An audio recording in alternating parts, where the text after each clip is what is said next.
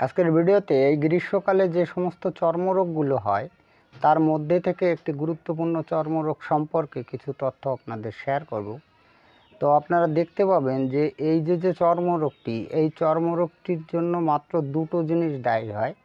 একটা হচ্ছে গরম আর একটা হচ্ছে ঘাম। আমি প্রথমে এই চর্মরোগটির নাম লিখে নিই। চর্মরোগটির নাম হচ্ছে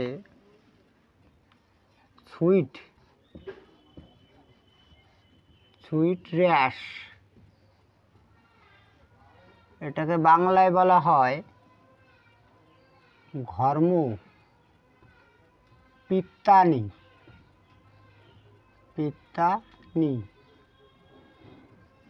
এই সুইট র্যাশ, এই চর্মরোগটির নাম হচ্ছে ঘর্মপিত্তানি। এবার এই ঘর্মপিত্তানি বা সুইট র্যাশ যে চর্মরোগটি, এই চর্মরোগটি যদি একটু আলোচনা করতে হয়, নেচারটা সম্পর্কে জানতে হয়, তাহলে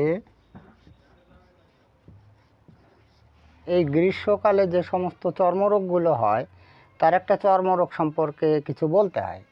তো গ্রীষ্মকালে যে সমস্ত চর্মরোগগুলো হয়, একটা হচ্ছে লোম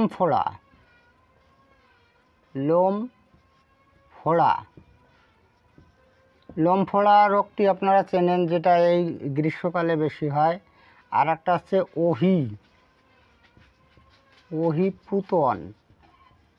ওহিপুতন একটা স্কিন ডিজিজ আছে, আপনারা জানেন কি না।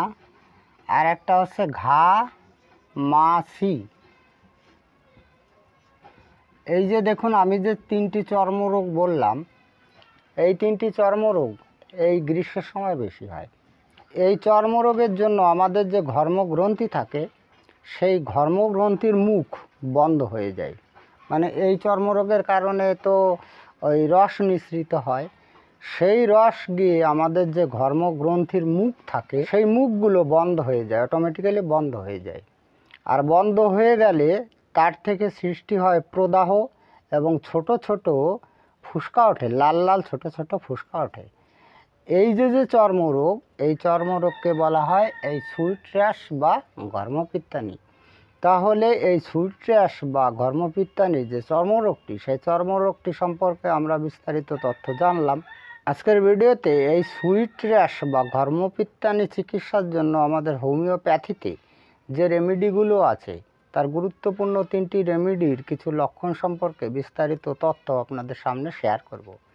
ভিডিওটি ভালো লাগলে লাইক, কমেন্ট, শেয়ার করবেন এবং আপনি যদি এই চ্যানেলে নতুন এসে থাকেন তাহলে চ্যানেলটিকে সাবস্ক্রাইব করে রাখবেন পরবর্তীতে নতুন ভিডিওর নোটিফিকেশন সবার আগে পাওয়ার জন্য।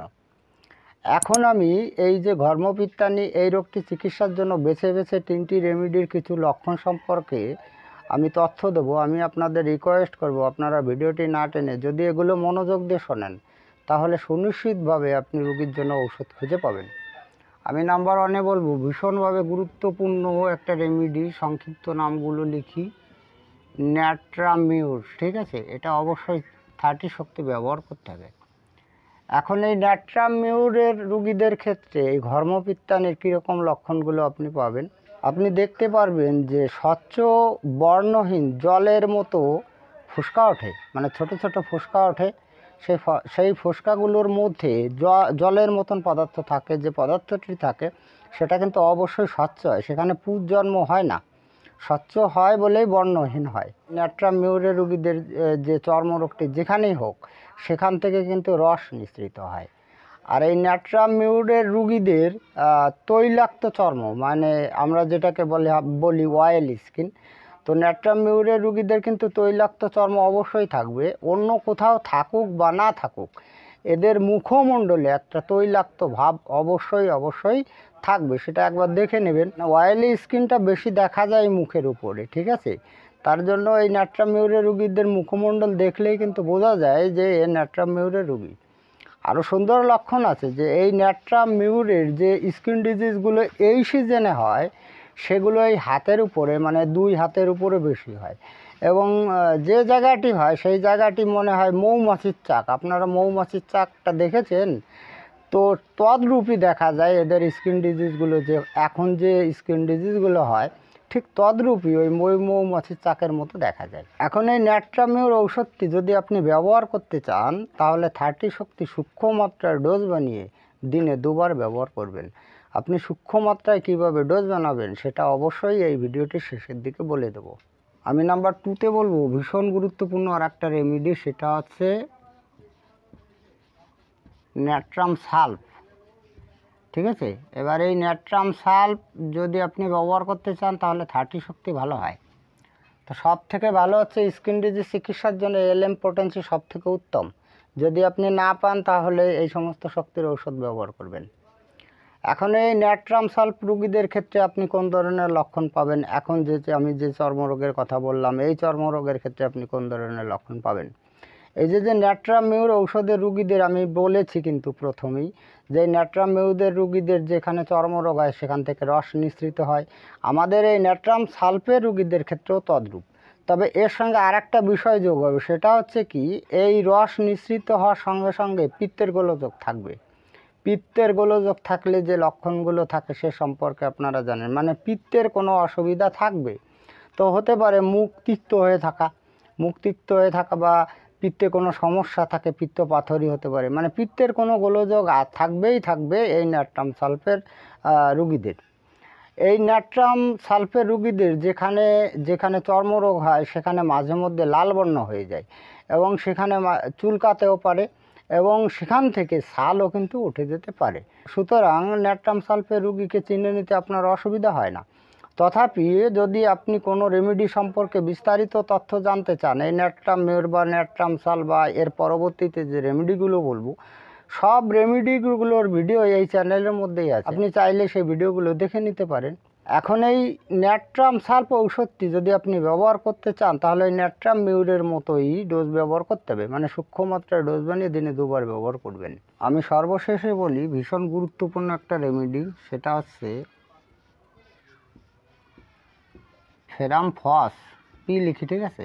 এটা আপনি 6 শক্তি বা 30 শক্তি ব্যবহার করতে পারেন।